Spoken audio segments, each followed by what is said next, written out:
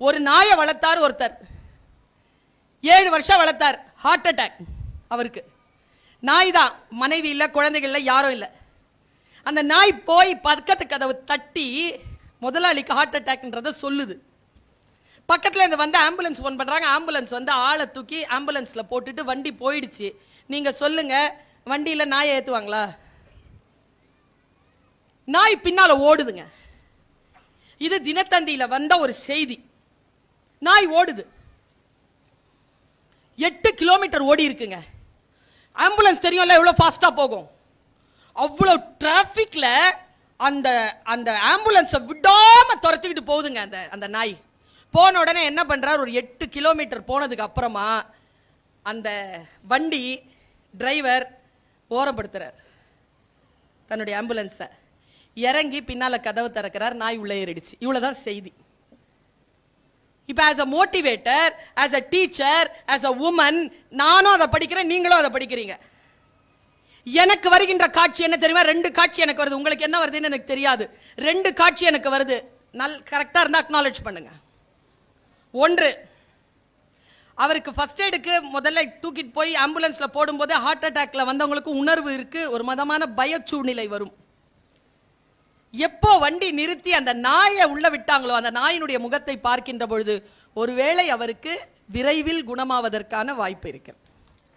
சரியா? இது நம்பர் 1.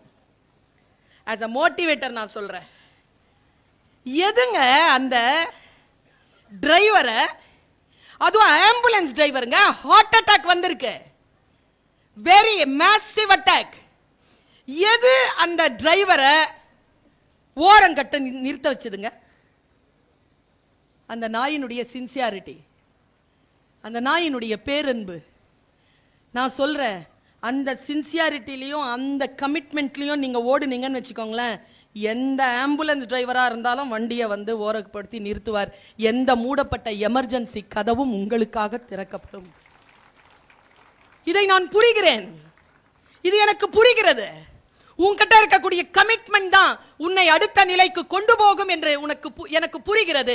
அதை உங்களுக்கு நான் கடத்துகிறேன்.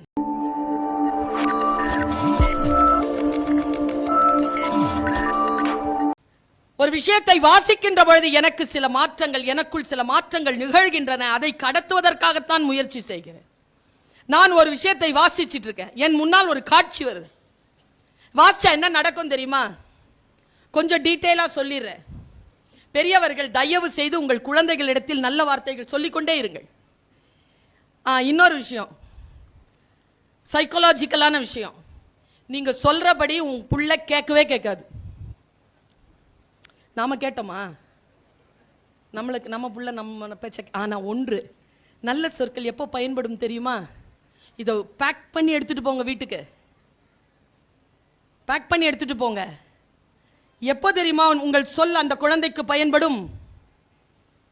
அந்த குழந்தை ஏதேனும் ஒரு போராட்டத்திலோ ஒரு சவாலிலோ சிக்கிக் கொள்ளுகின்ற பொழுது அதிலிருந்து விடுபடுவதற்கு நீங்கள் இளமை காலத்தில் அதற்கு சொல்லி தந்த நல்ல விஷயங்கள் பயன்பட்டு போகும். கர்ணனுக்கு கிடைத்த மிகப்பெரிய சாபம் என்ன? உயிர் தேவைப்படுகின்ற பொழுது நீ கற்றது மறந்து போகும் என்றதுதானே. அது எவ்வளவு பெரிய சாபம்! அது கற்றது நினைவிற்கு வர வேண்டுமா இல்லையா? நான் நடுங்கி போறேங்க. இறையன்பு சார் புக்கை படிக்கும் பொழுது நான் சத்தியமா சொல்றேன், அவர் பேச்சுக்காகவே நான் படிச்சுட்டு முடிச்சுட்டு உணர்ச்சி வசப்பட்டு அவருக்கு நான் மெசேஜ்லாம் போட்டிருக்கேன். அண்ணா நீங்க ரொம்ப நாள் நல்லா இருக்கணும். நான் எத்தனை செய்திகள்ங்க, யாருக்குங்க அந்த தாய்மை குணம் வரும்?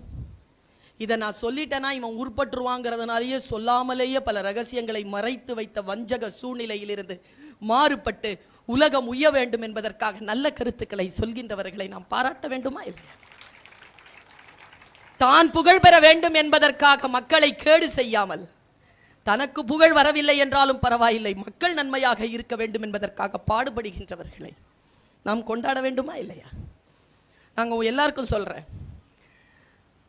புத்தக கண்காட்சியெல்லாம் பார்க்கிறேன், பிரபலமானவர்கள் பேசுவதற்காக வந்தால் காலையிலலாம் வர முடியாது. ஒரு போன்ல சொன்னதை நான் கேட்டுருச்சு, காலையில வாங்க. பிரபலமானவர்கள் பேசுவதற்காக வந்தால் எல்லாரும் கூடி நின்று கேட்குறீங்க. நான் ஒன்று சொல்றேங்க, ரகசியத்தை சொல்கிறேன். பைபிள்ல இருக்கு இந்த சொல், காது இருக்கின்றவர்கள் கேட்க கடவீர்கள். என்ன சொல் தெரியுமா? அது ஆர்ப்பாட்டமே இல்லாமல் சைலண்டா பேசுவாங்க சில பேர். நகைச்சுவையா, ஆர்ப்பாட்டமா, அலங்காரமா பேசுகின்றவர்களை காட்டிலும் நம் வாழ்க்கையை புரட்டி போடுகின்ற மந்திரச்சல் அந்த அமைதியாக பேசுகின்றவர்கள் வாயிலிருந்து வரக்கூடும். கேட்டுக்கொள்ளுங்கள். எது பேசினாலும் மேடைன்னு ஒன்று போட்டு பேச சொல்றாங்களே, கேட்டுக்கொள்ளுங்கள். ஒரு வினாடி இல்லாமல். அந்த குணம் தான் ப்ராசஸ்.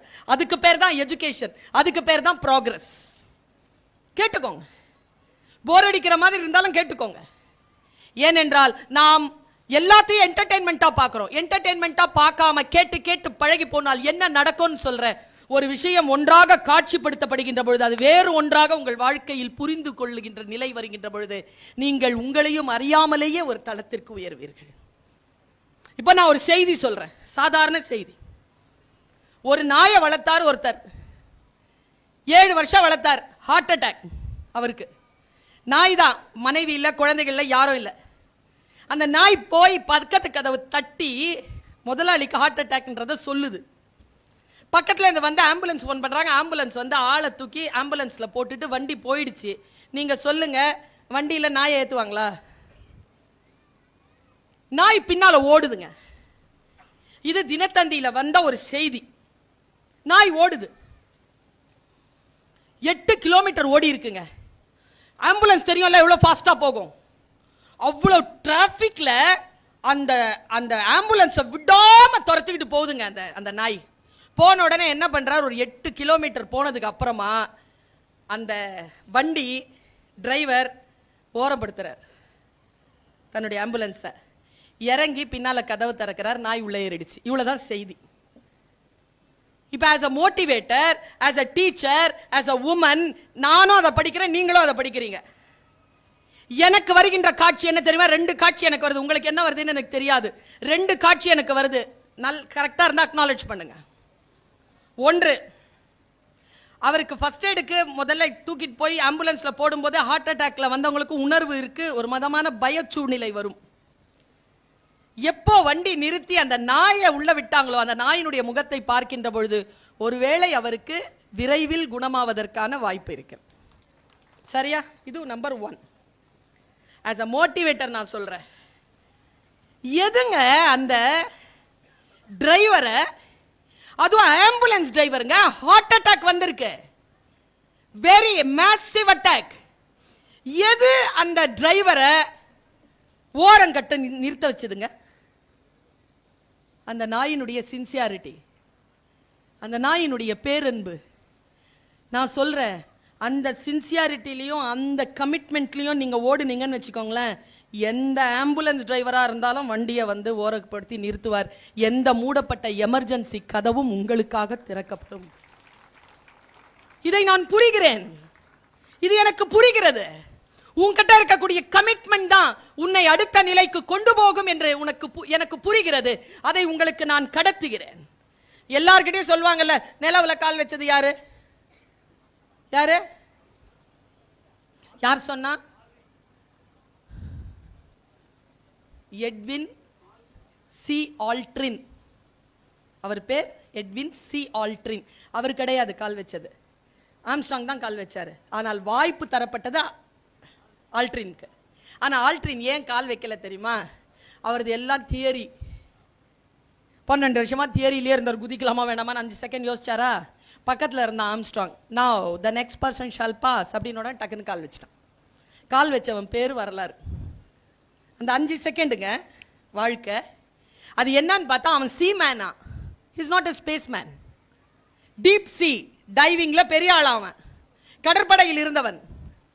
அவனுக்கு தெரியும் ஆழமாக குதித்தல் என்றால் உள்ளே என்ன இருக்குன்னே தெரியாம குதிச்சு பழக்கப்பட்டவனால நவ் யூ ஷால் பாஸ் அப்படின்னோட டக்குன்னு கால் வச்சிட்டான்.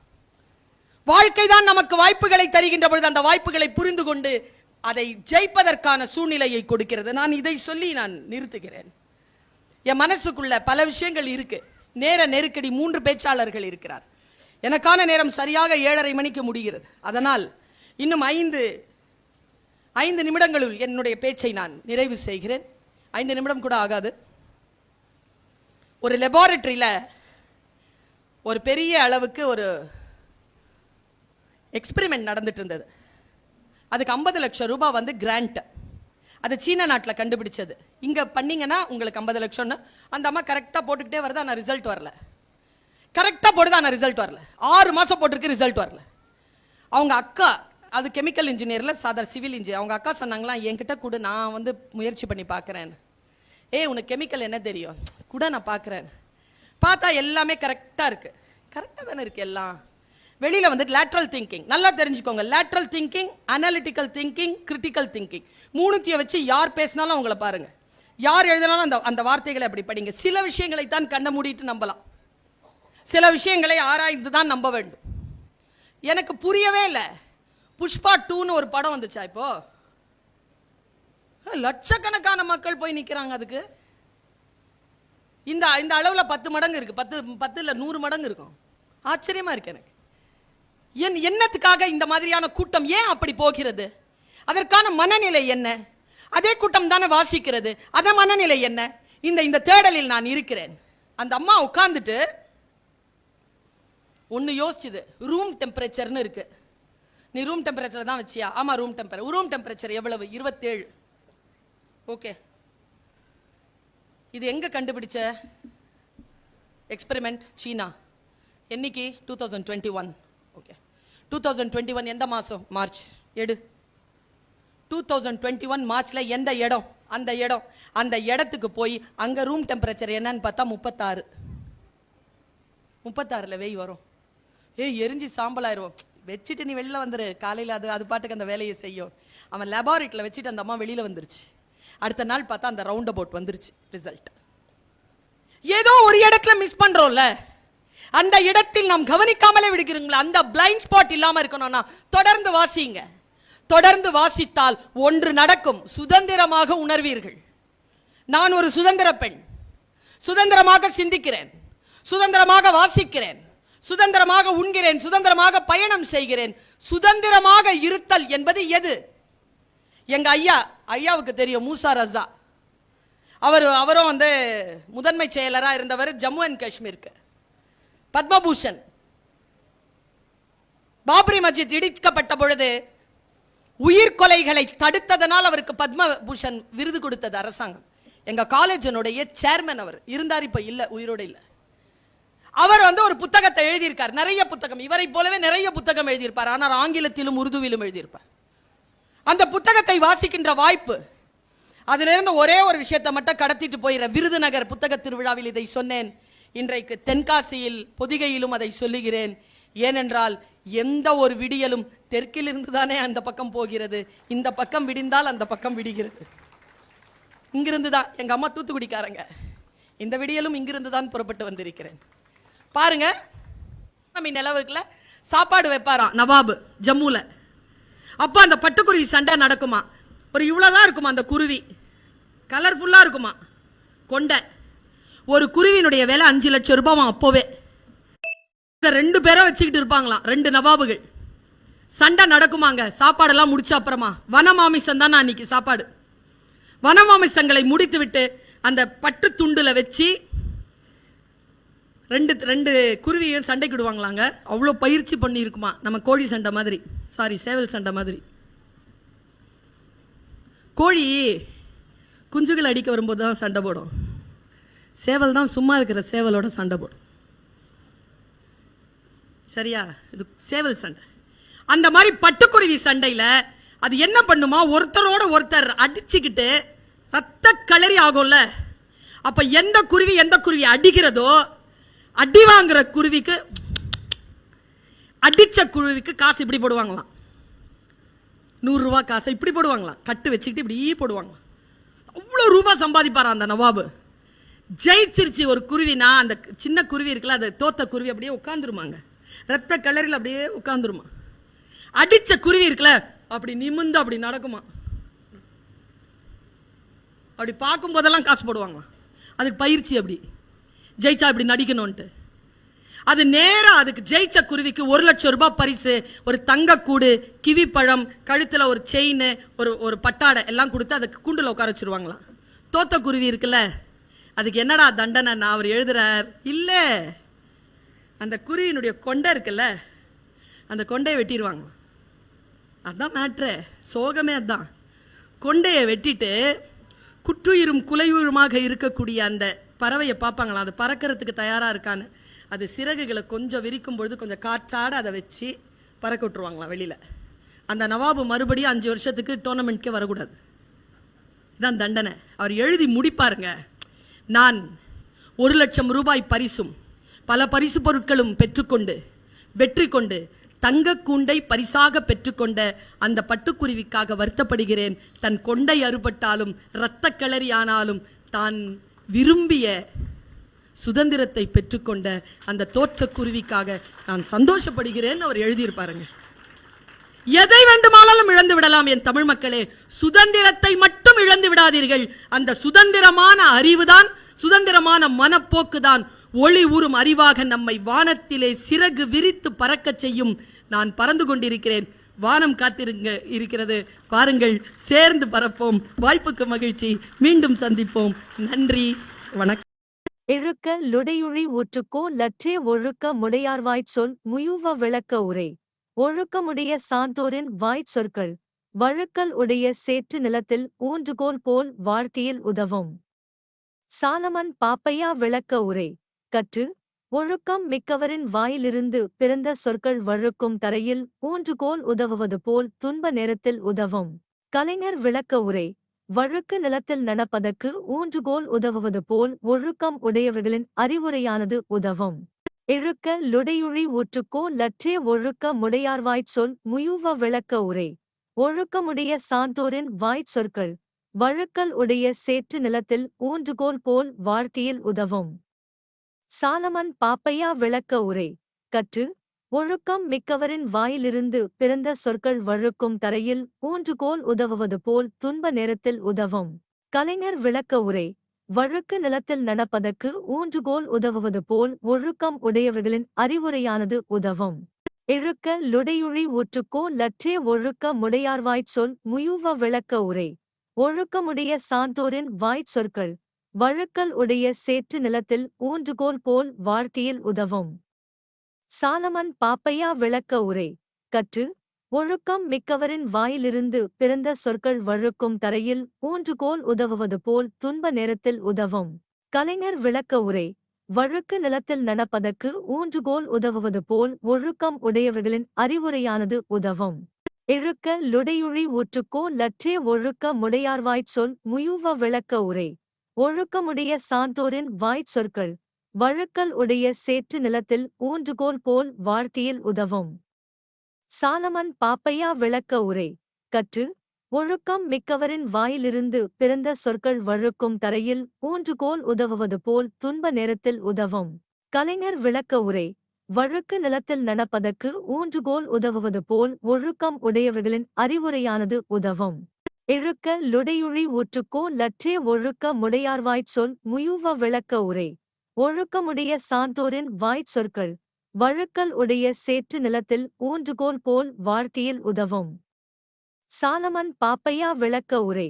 கற்று ஒழுக்கம் மிக்கவரின் வாயிலிருந்து பிறந்த சொற்கள் வழுக்கும் தரையில் ஊன்றுகோல் உதவுவது போல் துன்ப நேரத்தில் உதவும். கலைஞர் விளக்க உரை. வழுக்கு நிலத்தில் நடப்பதற்கு ஊன்றுகோல் உதவுவது போல் ஒழுக்கம் உடையவர்களின் அறிவுரையானது உதவும். இழுக்க லுடையுழி ஊற்றுக்கோ லற்றே ஒழுக்க முடையார்வாய்ச் சொல் முயுவ விளக்க உரை. ஒழுக்கமுடைய சான்றோரின் வாய்ச் சொற்கள் வழுக்கல் உடைய சேற்று நிலத்தில் ஊன்றுகோல் போல் வாழ்க்கையில் உதவும். சாலமன் பாப்பையா விளக்க உரை. கற்று ஒழுக்கம் மிக்கவரின் வாயிலிருந்து பிறந்த சொற்கள் வழுக்கும் தரையில் ஊன்றுகோல் உதவுவது போல் துன்ப நேரத்தில் உதவும். கலைஞர் விளக்க உரை. வழுக்கு நிலத்தில் நடப்பதற்கு ஊன்றுகோல் உதவுவது போல் ஒழுக்கம் உடையவர்களின் அறிவுரையானது உதவும். இழுக்க லுடையுழி ஊற்றுக்கோ லற்றே ஒழுக்க முடையார்வாய்ச் சொல் முயுவ விளக்க உரை.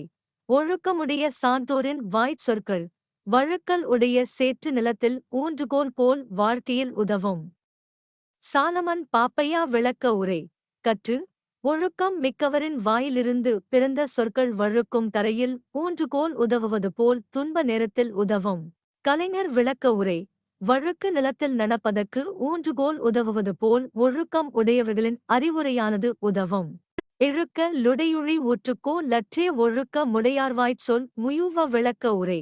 ஒழுக்கமுடைய சான்றோரின் வாய்ச் சொற்கள் வழுக்கல் உடைய சேற்று நிலத்தில் ஊன்றுகோல் போல் வாழ்க்கையில் உதவும். சாலமன் பாப்பையா விளக்க உரை. கற்று ஒழுக்கம் மிக்கவரின் வாயிலிருந்து பிறந்த சொற்கள் வழுக்கும் தரையில் ஊன்றுகோல் உதவுவது போல் துன்ப நேரத்தில் உதவும். கலைஞர் விளக்க உரை. வழுக்கு நிலத்தில் நடப்பதற்கு ஊன்றுகோல் உதவுவது போல் ஒழுக்கம் உடையவர்களின் அறிவுரையானது உதவும். இழுக்க லுடையுழி ஊற்றுக்கோ லற்றே ஒழுக்க முடையார்வாய்ச் சொல் முயுவ விளக்க உரை. ஒழுக்கமுடைய சான்றோரின் வாய்ச் சொற்கள் வழுக்கல் உடைய சேற்று நிலத்தில் ஊன்றுகோல் போல் வாழ்க்கையில் உதவும். சாலமன் பாப்பையா விளக்க உரை. கற்று ஒழுக்கம் மிக்கவரின் வாயிலிருந்து பிறந்த சொற்கள் வழுக்கும் தரையில் ஊன்றுகோல் உதவுவது போல் துன்ப நேரத்தில் உதவும். கலைஞர் விளக்க உரை. வழுக்கு நிலத்தில் நடப்பதற்கு ஊன்றுகோல் உதவுவது போல் ஒழுக்கம் உடையவர்களின் அறிவுரையானது உதவும். இழுக்க லுடையுழி ஊற்றுக்கோ லற்றே ஒழுக்க முடையார்வாய்ச் சொல் முயுவ விளக்க உரை. ஒழுக்கமுடைய சான்றோரின் வாய்ச் சொற்கள் வழுக்கல் உடைய சேற்று நிலத்தில் ஊன்றுகோல் போல் வாழ்க்கையில் உதவும். சாலமன் பாப்பையா விளக்க உரை. கற்று ஒழுக்கம் மிக்கவரின் வாயிலிருந்து பிறந்த சொற்கள் வழுக்கும் தரையில் ஊன்றுகோல் உதவுவது போல் துன்ப நேரத்தில் உதவும். கலைஞர் விளக்க உரை. வழுக்கு நிலத்தில் நடப்பதற்கு ஊன்றுகோல் உதவுவது போல் ஒழுக்கம் உடையவர்களின் அறிவுரையானது உதவும்.